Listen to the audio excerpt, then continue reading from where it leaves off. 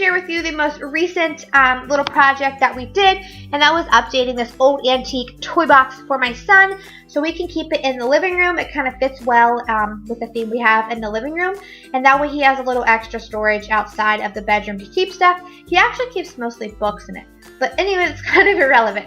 My mom actually found this toy box when I was about 5 or so, if I remember correctly, and so I used it. It was pretty beat up when she found it, of course, because it is an antique toy box, and we wanted to do a couple little things to it to make it work better in our space, so I wanted to show you what we did to it in order to make it work better for us. You could do these same things with an old antique trunk or anything like that, but yeah, we just have a toy box. So here's what we did, just a couple little easy peasy things.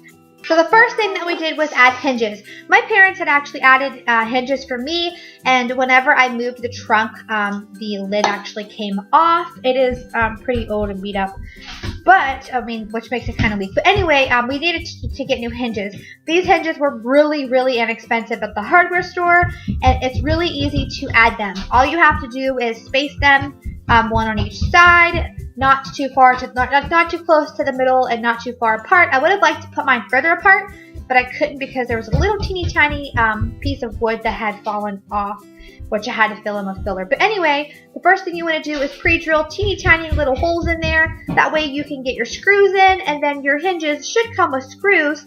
And then after you just drill straight little tiny holes in there, you put your screws in.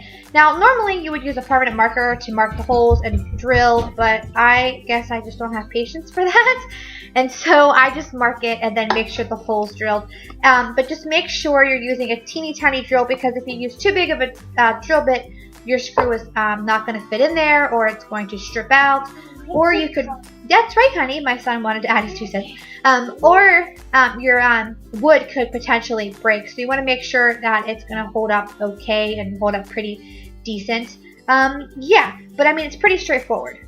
And here's a look at the hinges on the back. I mean, pretty straightforward, right? And then that way he can just open it without having any issues and without getting it, without it falling on his toes.